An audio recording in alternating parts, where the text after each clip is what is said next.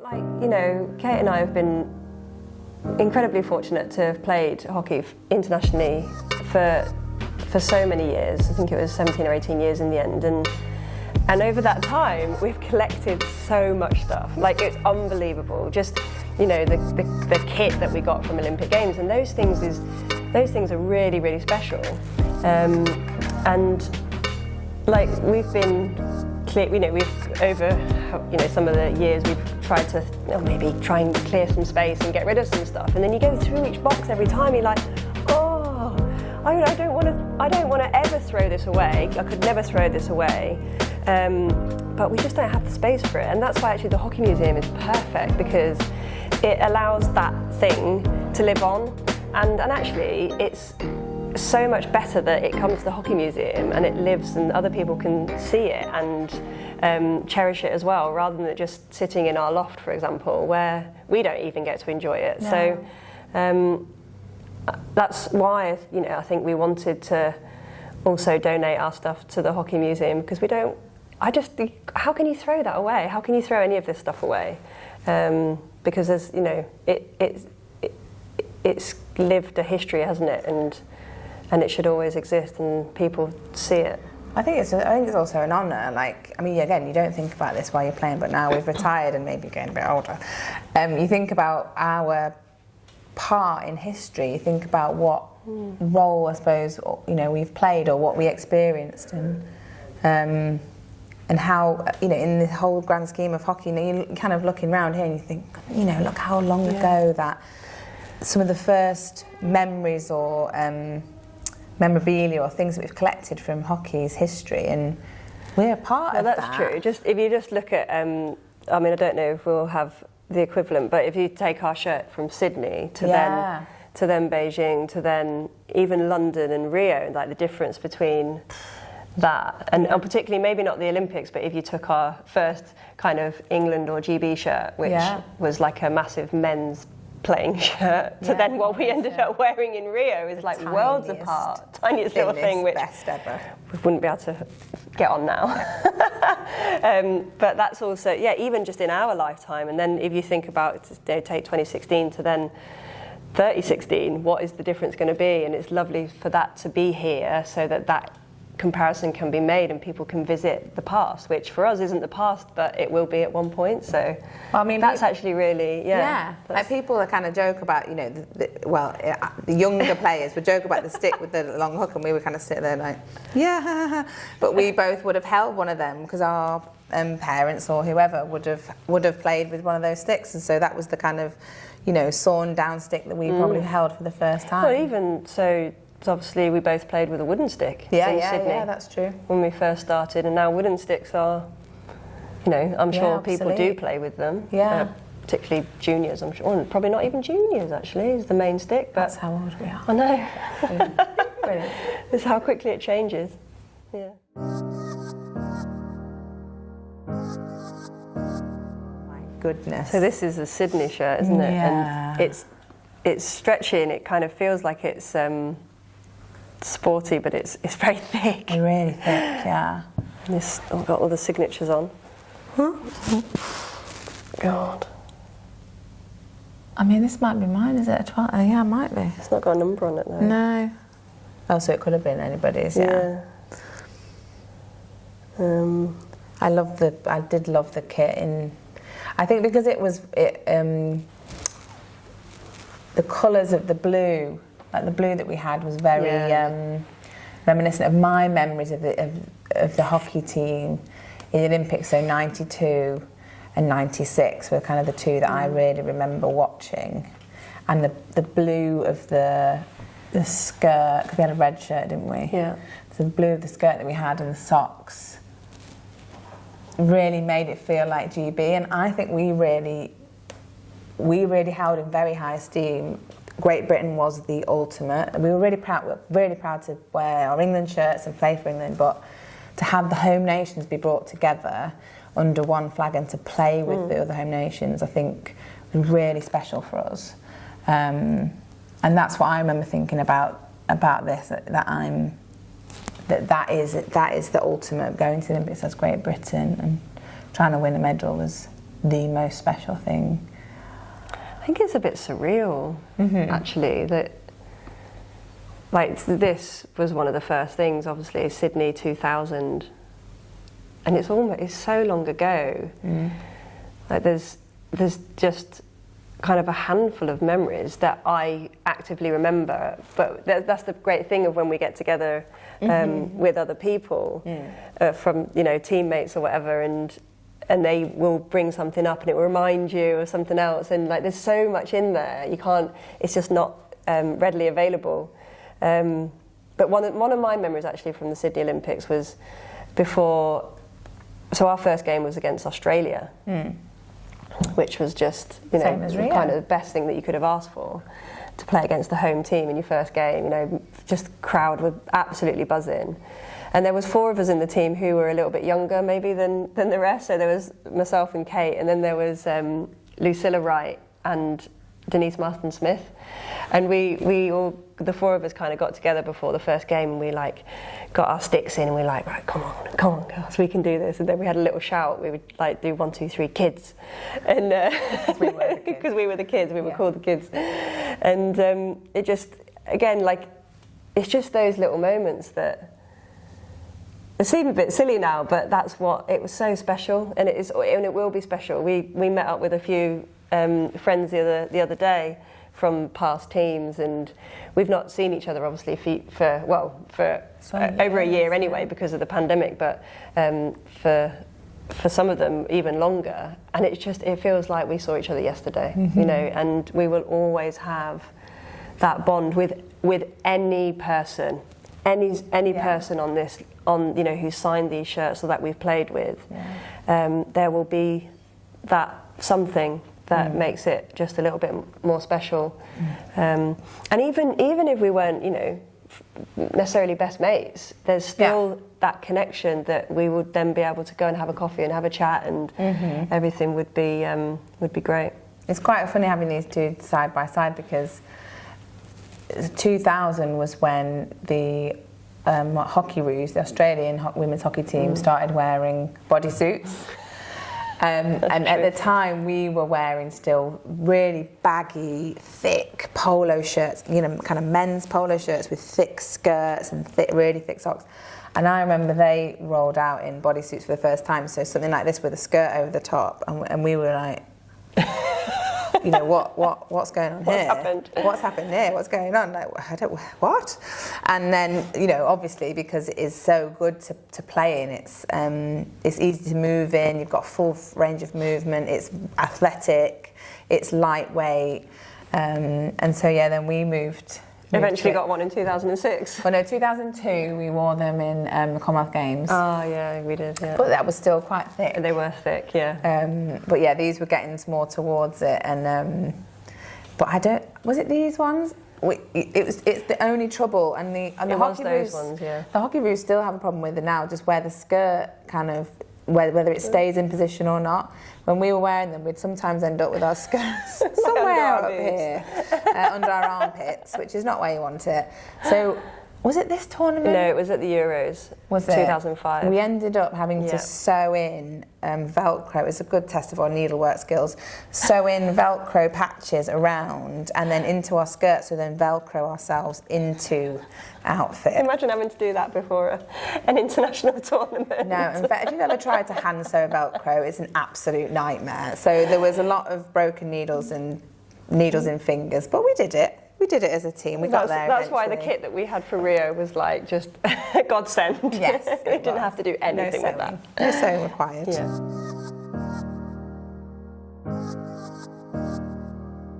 Is that right to put it on the table? So we were really well prepared in terms of kind of heat acclimation and just getting ready in heat chambers. And I mean, even in the early days when we didn't have heat chambers, we'd train in lots of layers to try and replicate what it would feel like for it to be hot. But I think we ended up having to wear these quite a lot because actually it wasn't as warm as we thought it was going to be. And also some of our games I remember finishing really quite late, and we ended up in the ice bath at like 11 p.m. at night, or maybe later. Freezing cold ice bath, and so we tried to have as many layers as we possibly could on as much of our body as we could, But I remember wearing this a lot. And actually, what makes me laugh about most of the kit that we, or some of the kit that we get, is that it's white. And if you notice down here, it's not too bad, to be fair. I think it's yours. Yeah, but there's a little mark down here, which, and actually for a white sweater, this is really good. But we would, there was a few players in our team, I won't mention any names, but who a white top for them was just a nightmare, and literally by the first day there'd be stuff down it. I mean, I'd probably put myself in that category. As I'm quite busy. I was thinking this must be Helen's, but it looks too big. But it was always. But yeah, it's like, such a how proud, long can you keep it white for? Such a proud thing, isn't it, to have the yeah, the embroidery and actually that's probably one of the nicest things. Actually, is the fact that it's got the Olympic rings on it. Yeah, and it's in colour. Yeah, it's lovely. Oh yeah, she's got a name. So that's Maggie knows. Beijing. This is Beijing, is it? Pretty sure. Yeah. So this is the opening ceremony. And the skirt. And the skirt, that's right, and the shoes. I remember now. Yeah. So, and then in here, I don't know if you can see, but it's got obviously with it being in Beijing in China, number 8 is there, lucky number, isn't it? I think, and so it's. The opening ceremony was on 8/8/8, 8th, and it says in here 08/08/08 for the date, which is, you know, again, those little touches that some of the brands start to put inside our kit, which is really lovely. Yeah. And actually, I remember the one thing I remember most actually from the Beijing Olympic opening ceremony was when we were in the tunnel. So it's quite a long process for us to get out into the stadium. We're put into a holding area to begin with, which is normally the gymnastics arena or something like that. And so we're just there, like everyone's getting really excited, waiting to go out. And then your country is called, and then you kind of walk around very slowly around the stadium, ready to get into the entrance, and the electricity. And then it's just you can just feel the buzz is getting louder and louder as it kind of goes, and you can hear stuff going on in the stadium, but you have no idea what's going on.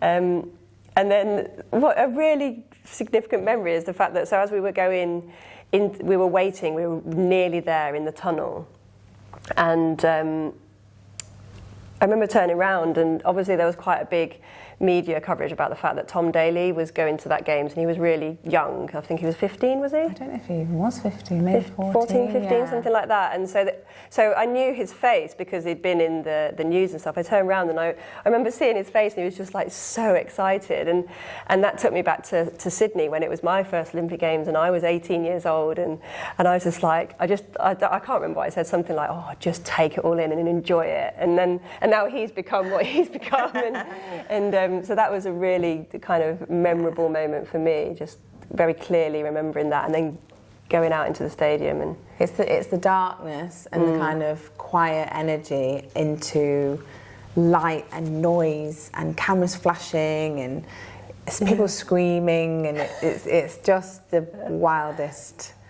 I suppose it's what like rock stars maybe feel. I don't know what they feel like. That's kind of what it feels like. You're just going out into this arena, and it's kind of looking around. We look around, don't we? Everyone like, what do we do? Yeah. But the opening ceremony kit is always because everyone's got their own culture represented. So it's lovely to see.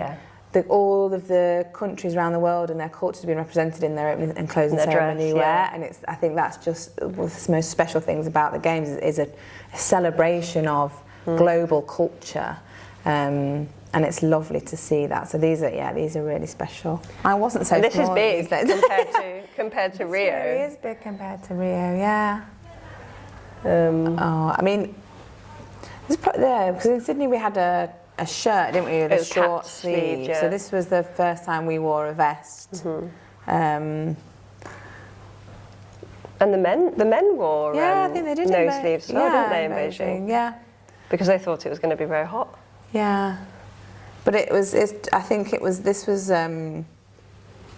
started to see some of the kind of technology be brought in with the kind of panels, the mesh panels down the side to because of the heat or the potential heat we're going to have to play in, and the material is quite thin. Light, yeah. But I mean, when you think what teams played with, and actually I went to watch the teams play at Wembley, and I think about kind of the shirts and the skirts that they were, you know, this is completely different. It is like you say, in that way it is small and light.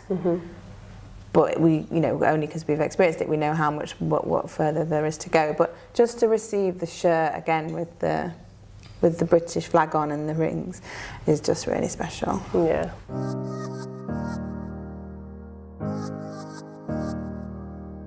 I nearly started crying then. It still makes me really emotional. It was hard in some ways. In 2004, before the Athens Olympics, and it was the beginning of the year, we travelled, before we'd qualified, we travelled to Athens for a test event, and in the airport they were selling all the memorabilia, and some of the girls bought some memorabilia, and I was like, you can't do that, you're going to jinx it. And then we didn't qualify. It's not their fault, of course. But so I was always a bit nervous after that about ever even taking any of it in, because what if you didn't get selected? What if you were injured? You know, anything could happen. So I didn't really probably fully embrace it until we were there and it was actually happening. But it was so good. Yeah, it was amazing. I guess, again, you know, lucky enough to go to one Olympic Games. We were fortunate enough to go to 4, and for one of those to be a home games was just, I think we, you know, we had a home Commonwealth Games, didn't we, as well, in Manchester, and that was just amazing. And then London was something else. It was the best games by far. People always ask us, don't they, what's your favourite games? And Sydney was very, very special because the crowds were amazing.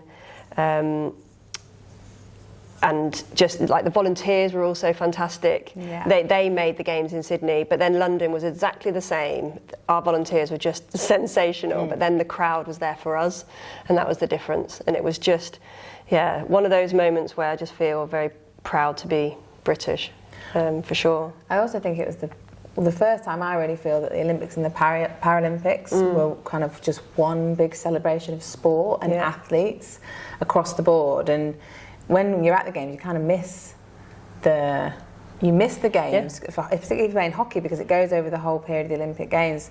So you're so focused, you don't really fully take it all in. You can't. So we went to watch the Paralympics afterwards and got to experience what it was like to be a fan. And I remember we were watching the swimming, and Jessica Jane Applegate came out, and it felt like the roof was going to come off. She hadn't even started the race yet. Just coming out to the pool, and just felt like the roof was going to lift off.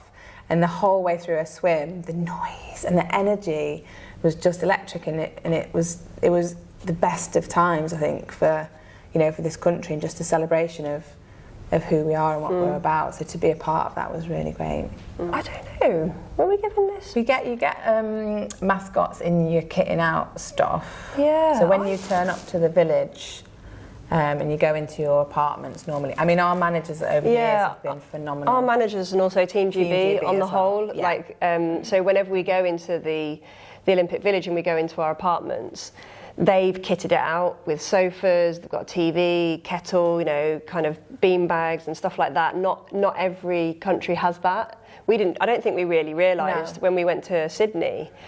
We just thought that that's how the room came. It was only kind of as we got older and realised actually no, that was Team GB doing that for its athletes, and little touches like, you know, walking into your room and having a little mascot on your bed. I'm going to start crying as well. They're the things that kind of just it makes it special. Yeah, it makes it different to anything. I mean, it is different to anything else anyway, but that's why it's those little details. Yeah. Oh my God, this is epic. This is amazing. I was just wondering whose this could be, because I wasn't sure I could have given this up, but apparently I did. I think I thought I'll never wear this again. But this was the opening ceremony outfit for the London Olympics, so our home Olympic Games, and they decided to go for the gold. And I just remember us all having this on, and I think we just felt amazing, didn't we? Yeah. Was it also in the Commonwealth Games in Manchester 2002? White and gold. We had white and gold. Yeah. It just really stood out, particularly when you think all the cameras are flashing and just the light just catching the gold and the white, and we did really stand out, and it was really special. And that's the one and only time really that we all have it on together. Yeah. And obviously it is a bit out there, but that's kind of, I think that's why it's also so cool, because you don't go to an Olympic Games opening ceremony very often, so you might as well wear something that you wouldn't wear just down the shops, you know what I mean? I think I would wear that down the shops, to be fair. It's, again, the little touches of the date of the ceremony, the 27th of the 7th, 2012. Just to hold those memories in, I think are really special. Yeah. This one, I think, for us, would have been, oh my God, amazing, that's so cool. I don't think everyone thought that. And there's definitely been some over the years, hasn't there, where we've been, oh, we have to wear that. Which is really spoiled. But actually, even those ones where we've kind of thinking, I'm not sure I'll be comfortable in that. When you get it on and the whole of Team GB has it on and you're stood there, ready to walk in, it feels amazing, whatever you're wearing. So, I mean, I'd wear a potato sack. Yeah. You've been selected to represent your country at the Olympic Games, and you're going to go to the ceremony. I genuinely would wear whatever they told me to. Yeah. And it is such an honour. And you don't always get to march in those ceremonies. It just depends when you compete. And I think they have a Team GB as a 24-hour rule. If you're competing within 24 hours of the ceremonies, you can't march, which has happened to us. But only once. But this one we got to do. Yeah, this one we got to do. So the little I was just trying to look for the little detail on.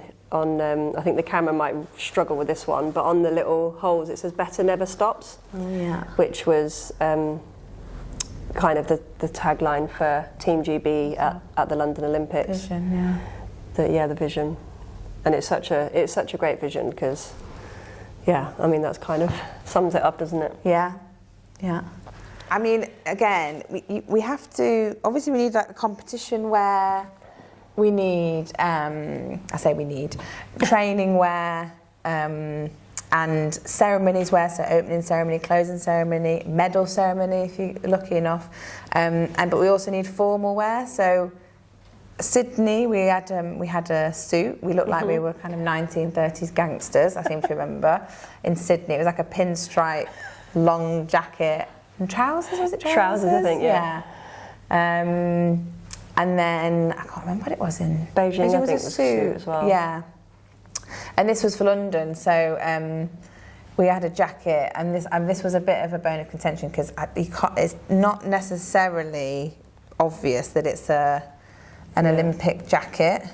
It doesn't have. I was loving the kind of traditional blazers with the badges sewn on, because it's that special thing. But the dress does have a very glittery, glam kind of flag. You can just about catch the flag underneath. But I'm trying to think when we were. So if for example you might be invited to an ambassador's residence. Or after the games, if you're lucky enough to be invited to Buckingham Palace to meet the royal family, we tend to wear this, so all of Team GB will have their formal wear on.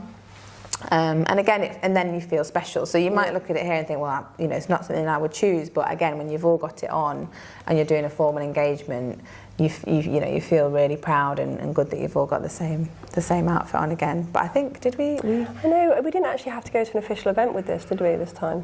Did we go to the Buckingham Palace? No, because after London, because there was was that London? Yeah. There were so many people. They did a garden party, didn't they? So it was outside, and we didn't have to wear this. We could wear our own. There we go. There you go. Our own outfits. There we go. This is just a bra. This was just a training bra that we could wear. I don't think I wore mine. I think the only time I wore it was when we did a photo shoot at Kitting Out, and I think I wanted to pretend I was Jess Ennis-Hill or something.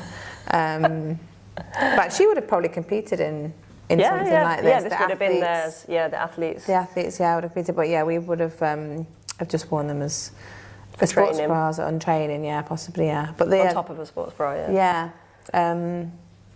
But I mean, that just shows that, you know, It's all just the lovely, stuff isn't we it? get. It was so nice. The kit in London was so nice. With the Stella McCartney kind of design. I mean, you know, it always it's polarising, isn't it? Because, you know, so the big traditionalists who want the flag to look a certain way, but I think it was a really cool kind of deconstructed representation of the British flag and the modern kind of view, I suppose, of the group of athletes that were representing Team GB. And then it obviously went through all of the kit onto our skirts as well.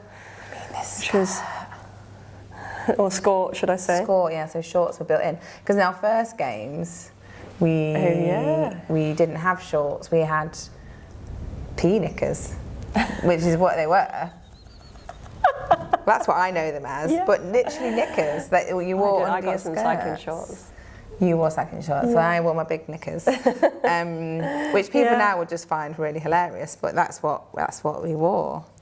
But I mean, it was just so lovely. We put our kit on and we just felt so smart, didn't we? Oh, unbelievable.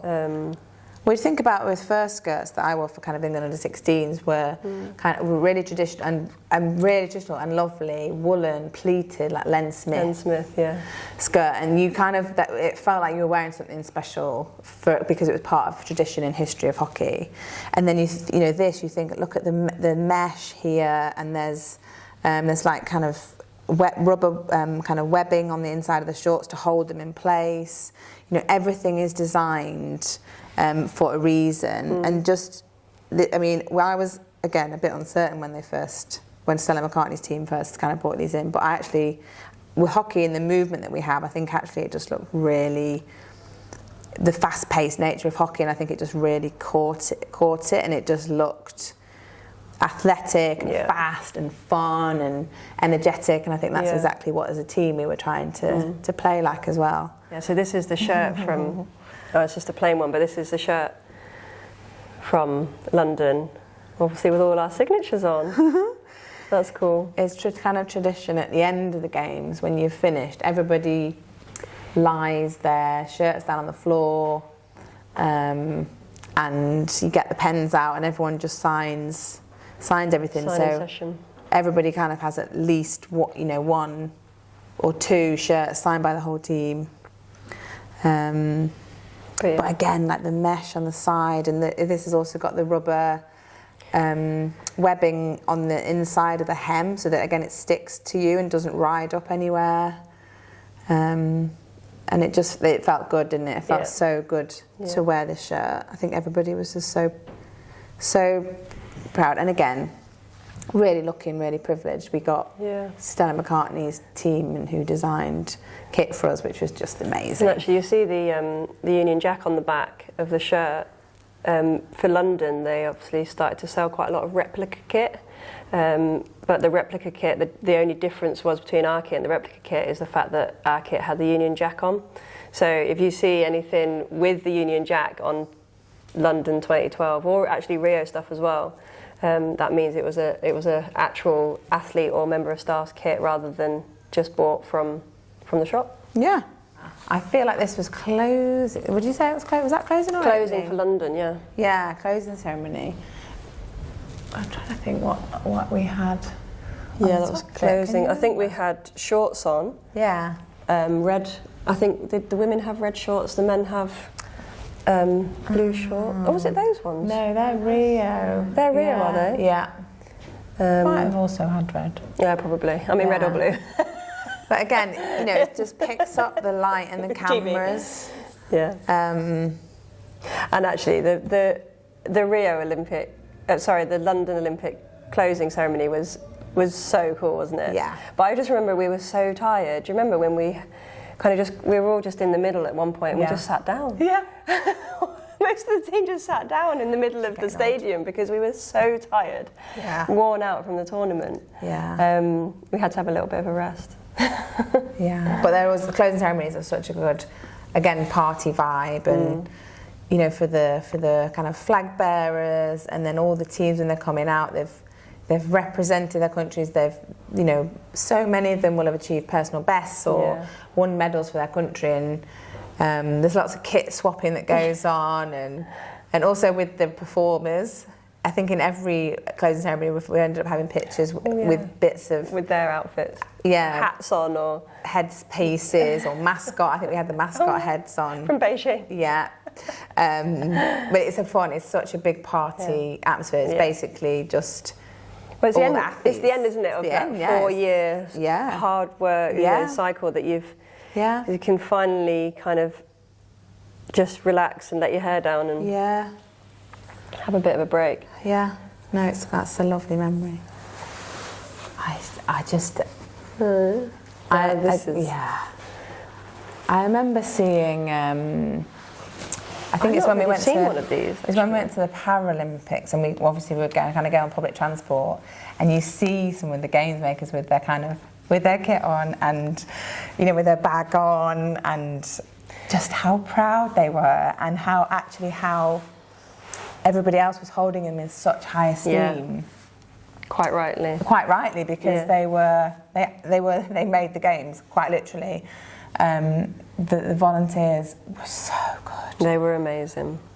And what a lovely thing. I don't think you really... I certainly didn't appreciate it until I had been to a Games. Until you're actually in and around it, actually what the difference that the volunteers make to the feel of it. Yeah. Because, as I said, like the volunteers in Sydney were sensational. When you're going to... You know, as an athlete, I remember going to, you know, my first game, and there's volunteers, you know, saying good luck when I'm coming off the bus, and you're like, thanks, you know, like as an athlete, and how they helped us. But there's also all the millions of fans that are there and need to be helped and directed and told where to go, and you know, there's so many jobs that these people did, and at London, they were just amazing, weren't they? But there were also people that we knew. Yeah. So, I'm really trying not to cry. And then look at us. The hockey family is a very real thing. You know, it sometimes gets banded around as, you know, a good hashtag, but it's a real thing. There is a community of people that hold each other in such high regard, regardless of where you're from, what your background is, and what you're doing, whether you're a player, a coach, a volunteer, a fan, you're part of the hockey family. And in terms of volunteers, we'd had them in previous tournaments at home, so we knew who they were, and we became very close to them, and still are close to them. And some of the volunteers we've had, you know, for many years, I think of like Annie and Taff, and you know, all those people who, you know, you see them anywhere, and you know there's it's like a safe space. There's someone that knows you, that will care for you, and immediately you've got a connection with someone that's really special. And when I think about the games makers in... That's what I was going to say. We saw somebody the other day, didn't we, cycling on their bike with a games maker T-shirt on. You just thought, oh, you know, and you kind of assume with this just goodness of this person, and because they were incredible, and that's what it's about.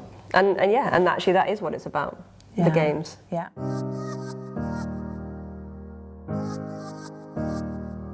I remember when we got them, I just remember how light they were. And obviously, you know, normally we wear our own brand, but for when you go to the Olympics, everything has to be the brand of Team GB, the sponsor. So it's Olympic sponsor. So we got these trainers, and I just love the colour of them. And I just remember, I think stood out, didn't they? We turned up at the airport. Oh yeah. To fly to Rio, and we all had these on, and we had a picture in the airport, and it really clear in my mind, just wearing these trainers with our blue tracksuit tops and our white bottoms and our white t-shirts, and we just looked so smart, all in the same gear, and it's just a nice. We're so lucky. We get so much lovely kit now, don't we, to go to the Olympics, and this is definitely one of the many items that stands out to me. Yeah, very true. Well, so we would never have to wear anything that was given to us to play in, thankfully, because everyone had their own kind of sponsor and their own playing shoes. But actually, around the village, you would be asked by Team GB to wear Adidas. There were some people who, if it was really bad for their feet or for other reasons, maybe that they could potentially wear their own brand, but that was possibly towards more like Sydney, Beijing. The longer, with sponsorship deals and stuff like that, it has changed, hasn't it, quite a lot. Yeah. I do remember in Sydney we were told that we didn't have to wear the shoes, the trainers, because of your foot health, basically. We didn't want to mess anything up in the last kind of weeks before the games. Did you do a lot of walking? Yeah, that's a good point. Yeah, so at the Olympic Games, because obviously we stay in the tower block that we were in Rio, for example, and then we have to walk to the dining hall and walk to the transport mall. That's all you basically do when you're at the village. And I worked out in Rio that we were walking 10k a day just from doing that to the food hall and back for breakfast, lunch, dinner, and to the transport mall to go training or for a match. 10k. So by the end, I decided to get on the bus that goes around the Olympic Village. I thought I need to save my energy. Yeah, everyone was laughing at me, but what do you think? I was old by then. How far would you cover in a game on average? Do you think between? Is it about? I don't know. It depends on the position, doesn't it? But yeah, between 7 and 10 or something like 7 that. 7 and 10k, yeah. Yeah. So you think potentially could be covering 20k in a day? That's a lot. You need to rest. Yeah. So be efficient, like Helen. Yeah. So these were also from Rio as well, were they? Do you remember? No. I think these were Rio. Yeah. I think these were Rio. And this is a great thing about the kit. Like, we literally got, trainers, flip-flops. Another pair of trainers. Yeah. And then we'd have a pair of shoes for the ceremonies. We'd have shoes for the opening ceremony, the closing ceremony, just casual trainers, flip-flops, and you kind of get a lot of stuff, which is obviously lovely, particularly for those of us who play because we love the sport and we want to go to the Olympic Games and try and win a medal. This is just stuff that's a bonus, and it's nice. So yeah, these were the lovely pair of flip-flops that we got for the Rio Olympics. Like they're a physio's nightmare.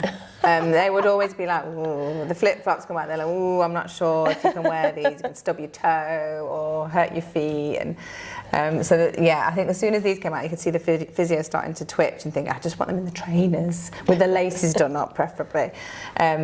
But no, like Helen said, we're so lucky to just got so many different pairs of shoes for everything we have to do, because every rest day we'd be going to the swimming pool to do pool recovery at wherever we'd be doing it. So in London it was at a school. In Rio it was at the kind of there's like a British, was that a British? No, the British school, international school as well. Yeah. So wherever we are, we'll have to find a pool to do pool recovery, and so that's perfect. And for lots of people and for me, it was my routine was to go to a game in flip-flops. That's just, even in the freezing cold, I'd always try and put my flip-flops on. So yeah, it helped as part of the routine as well. I mean, this is from Rio. I mean, these are the little luxuries that we are afforded. I think did we have them at all the games? No. So yeah, for Rio we got everybody got a bathrobe. Which is really luxurious. I mean, I suppose you do get to see a little bit inside the Olympic Village, but I don't know if there's a perception of what it is like and what it actually is. I mean, and again, I would sleep in the outside. I would sleep in a tent. I'd sleep wherever you told me to if I get to go to the Olympics or Paralympic Games. But I think it's basically pretty basic, right? It's just very basic kind of rooms and really basic beds. They have to have extensions for some of the basketball players or the volleyball players. The beds, because they're just quite small. And hockey players are quite small beds. Krista and Sally and Ash. They have to have 6 foot crew. Yeah, they did. And so, but Team GB, as Helen said, do a lovely job of just trying to make it feel like home as much as possible. And I think this is just a little nod to that. again, after we'd finished, you know, either a late training session or even a match, and we'd be in the apartments together, and we'd put our robes on and have a cup of tea. And what we were watching in Rio, can you remember? Oh, I can't remember. I can't remember what it was called. Nick White. Abroad? Oh yeah, that was it. Nick White was watching Idiot Abroad. And so we just all joined in watching that, and that's what I remember. I remember just sitting together with the other girls in the apartment and having a cup of tea and just chatting or watching something, or watching the Olympics on the TV, because that's all you can watch on the TV. I say all you can watch. Obviously, it's amazing, but we just get the feed from all the venues with no commentary. And we get completely obsessed and into sports that, like we do if you're a fan, sports you wouldn't normally watch. So I remember we got really into a volleyball game with the Chinese women one night, and they were just phenomenal. We were just rooting for them. And then I remember the next day I went to the food hall and we saw them, and we were like, it's the Chinese women's volleyball team. And we were just like, there they are. And they were just the most wonderful athletes. So yeah, it's a really special... This is actually a really special memory. I wasn't really expecting it of a bathrobe, but yeah, there we go. It's nice. But yeah, this is so the Rio athletes. Yeah, and this is what the athletes would have worn. But again, the different design they went for this time was the kind of crest over the flag. And again, polar. You know, some people were like, "Oh, I'm not sure about the crest," because it was. The crest was designed, I think, specifically for this, to represent the home nations and who we are as Great Britain, which I think is lovely, and perhaps isn't necessary. We should, probably just tell that story a bit wider and make that a little bit more well known, because it is a lovely story. But now you can really feel how thin the fabric's getting, and how technologically advanced it is, and the skirts are barely anything. There's barely anything to them. They're so light. These were the best skirts by miles. It's like paper thin. And the shorts are so soft. Like, you barely even think that you're wearing them. And because obviously when we're playing hockey on the water-based astroturfs, like, we're always on the floor, falling over or whatever, or diving, and so these would get really wet, and actually these didn't hold the water much at all. So, and when you might not think it matters so much, but when in a kind of 60 or 70 minute game that you're playing, if you're carrying an extra 2 kilos of water on your skirt or in your shirt, then that makes a difference over the time. So it's those little 1%ers that, as athletes and sports people, you always try and take advantage of. And the designers came down to Bisham Abbey, our training base, to kind of talk us through some options for the kit. So there was a point where this kind of mesh, which is very see-through, there was a point where the whole front panel of the skirt was going to be that mesh, and they just got a whole lot of looks. I don't think we need. I think we're all right with it just here. But it was nice, it was lovely to collaborate with them and to know what's going to work. And again, just a bit of movement here, because again, just shows when people are running, sprinting at full pace, you see this part of the skirt moving in such a beautiful way because of the fabric. Again, it just elevates the speed and the agility of the players. But yeah, it's so light. It is so light. It is your size. That's why it's so light. It's so small. This is the clothing from Rio, and I know they did it in Beijing. Yes. I assume they did it in London. They must have. But what's lovely is that you can see on the back here a nod towards the Tokyo Olympics, the next Olympic Games, and they often did that, and it's really nice, that kind of continuation. Particularly if you're, hoping of going to the next one, it's like, oh yeah, it's kind of, you've literally just finished this one, but you're already looking, and and let's be honest, that's the athlete kind of way, isn't it? Yeah. You're always striving, always kind of looking ahead and wanting to do more and be better and improve, and not in a, it was a little bit obsessive for us in the end, but but it wasn't, not always in a bad way, in a really positive way. And it was nice that yeah, well, there's always going to be something else, isn't there? Yeah. And this obviously says Tokyo 2020, which Konnichiwa. didn't happen. Yeah. Well, that's true. That's historical for that reason. Yeah. Yeah. Who would have thought, as we were celebrating in Rio, that it would, what the pandemic and what's happened to the Tokyo Games, and for all the Olympians and Paralympians who are having, and obviously horrifically for the whole world having to go through this pandemic and lose so many lives as we have.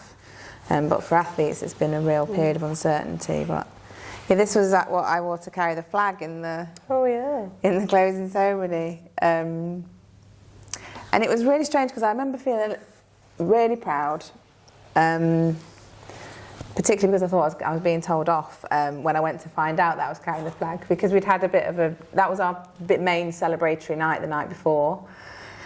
And, because there's a lot of mother henning at the end of the night and taking in of gold medals, and just, please be safe, but we'll take care of the gold medals. You look after yourself. And I remember thinking, I think we've got everybody in the village, but I'm not sure.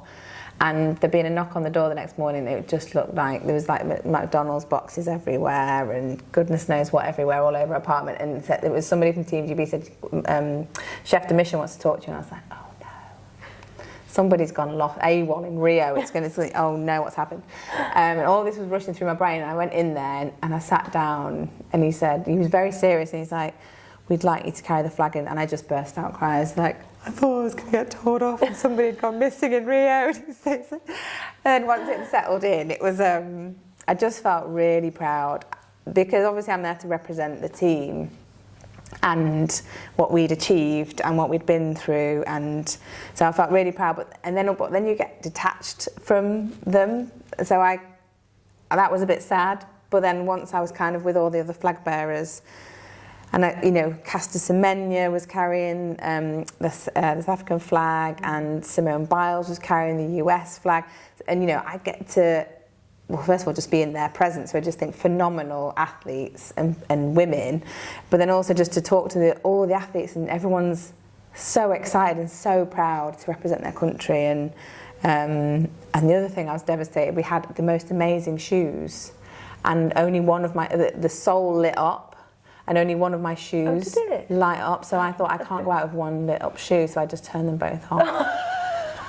And so I was really devastated about that. But I had a lovely volunteer who was helping me with the flag, and it was such a good night celebrating with the whole team, even though it was pouring down with rain. Do you remember? It was pouring down with rain, but it was such a good, really windy. Our ponchos on. Yeah, we had our ponchos. That's probably why it's clean. I had a poncho on.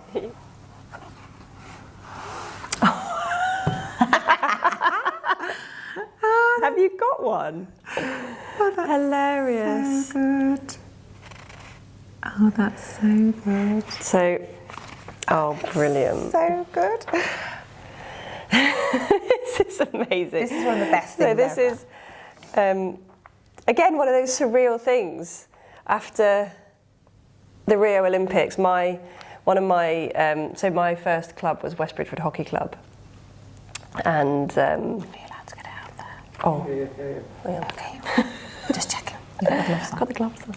And somebody who plays there, either part kind of owns a brewery or something like that, or knows somebody, and so they made a special brew,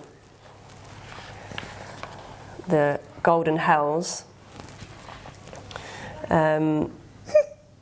beer, and I mean I've got 3 older brothers, and they were very reasonably proud of me for my hockey career, and and eventually winning an Olympic gold medal. But then I got this.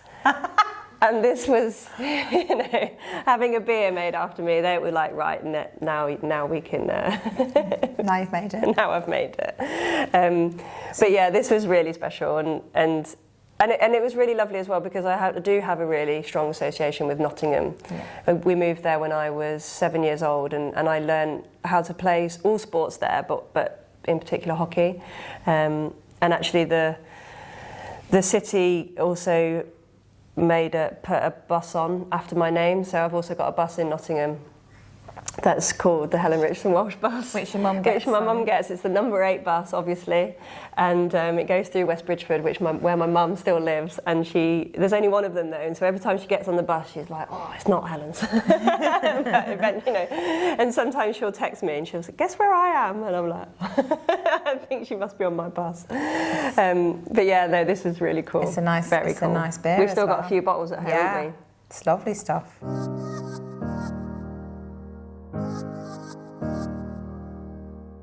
Are we going to need tissues?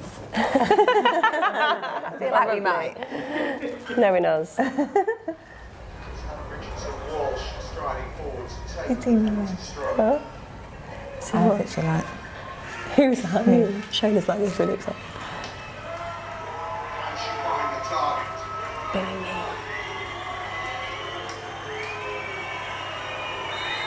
Look how relaxed you are. Walsh. Penalty strike. Scores! Great Britain are off the mark in the shootout. Dexter. Holly went on the way to win gold for Great Britain. Where? Yeah. Turns. Scores! That's the golden goal!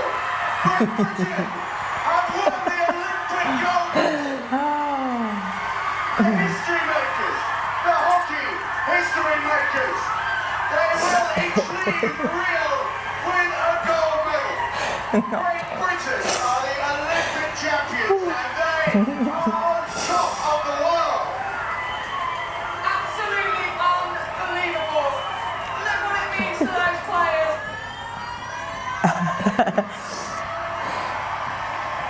Oh dear. Do you want a tissue? Yeah, thanks. Thank you. Oh. That was that. The circle.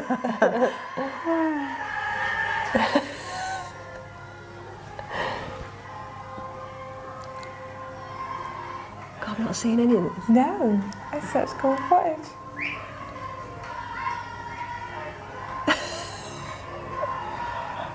Battery? I've never seen that before. Helen, the battles that you've all had to come through, not just on the pitch, but off it as well. Is it possible to explain to people at home the sort of sacrifices that you all have to make? No, probably not. It's difficult to put into words what this means. I'm struggling to believe it at the moment.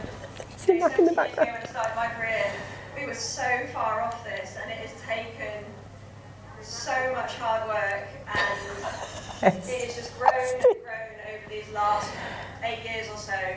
And we've got an incredible group of players, of staff, and we had the So belief serious. and, this just means everything, absolutely everything to get this goal. Just before I speak to Kate, I want to ask how special it is to be playing in a gold medal winning team alongside your wife. It's pretty special. It's pretty special. To get one of these is special, but to share it with somebody like Kate is really, truly amazing. And Kate, for you, to share this moment with Helen? Yeah, it's very special. Just to see Helen go through double back surgery, maybe never play hockey again. The strength and resilience that she has shown, I think, has resonated throughout the squad of 31 and the staff. And then when she steps up and takes penalties like that, just so assured. I almost felt the more the crowd booed, the more she was going to score, just to show them. And that is what Helen has in bucket loads, and that's what she makes everybody else in the squad do as well. And when we speak to people around the squad, the team, people who've watched this team over the years, they say that comes from the captain, the leader on the pitch, the one who sets the standard.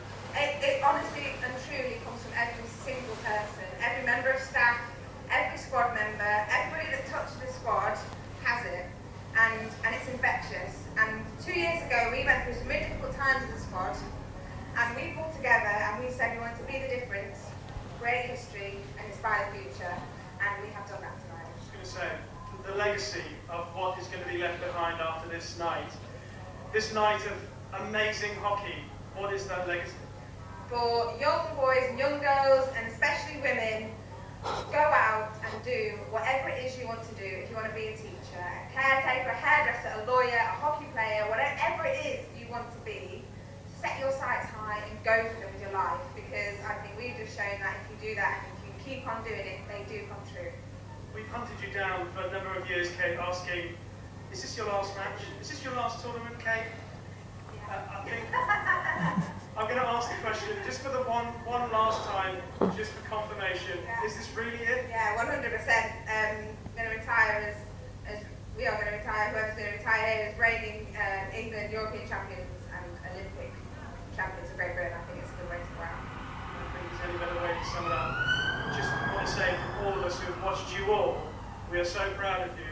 And Kate, it's been a magnificent journey following your career, and we wish you the very best of luck in retirement. And we're so proud. Oh. What's it like watching all of that back? It must be pretty strange. Yeah, I don't normally watch interviews, to be honest with you. I've not seen a huge amount from all those celebrations as well.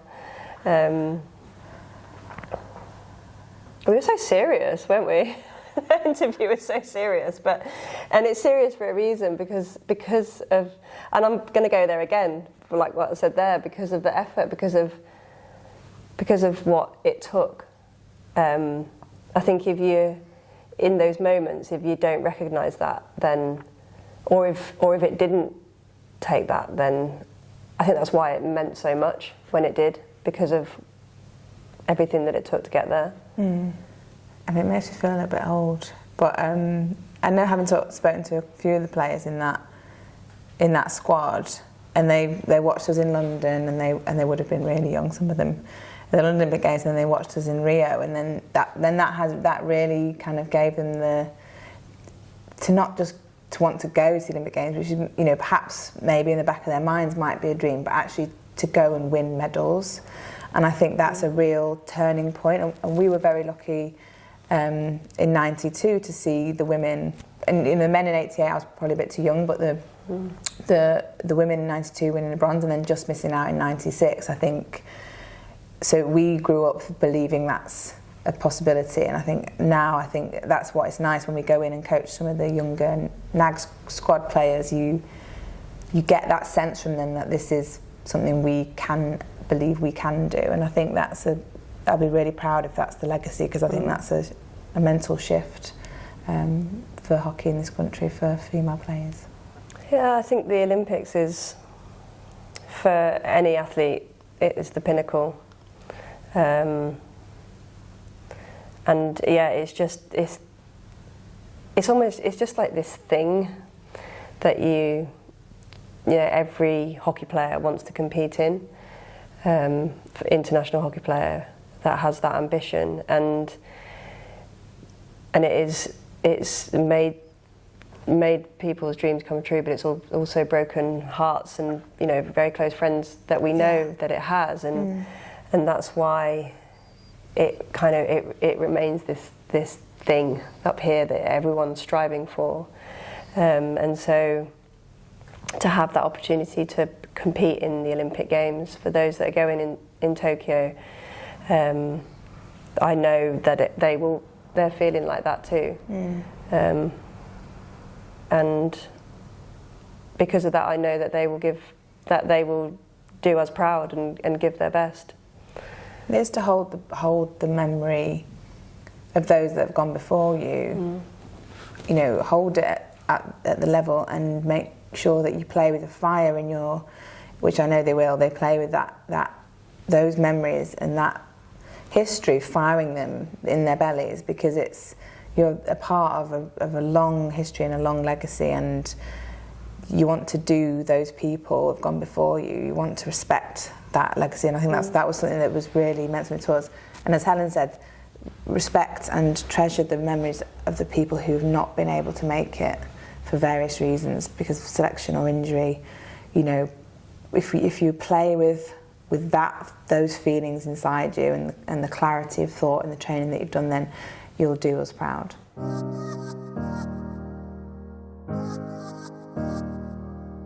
This is one of the oldest and most special bits of our collection. Yeah, this is my favourite piece in Oh, the collection. really? You've spoken a lot about the fabrics. Yes.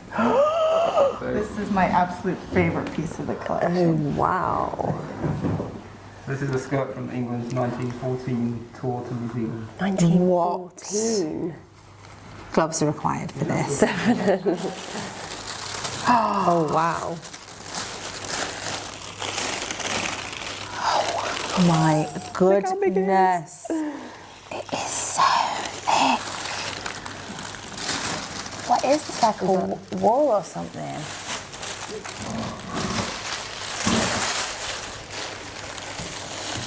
This is just one skirt. I mean, No. this is on, look at the size Wow. of the waist. They must have had a corset on because that waist is teeny. Teeny tiny waist, but look how well made it is. The stitching. Imagine playing hockey in this. No. And the fabric.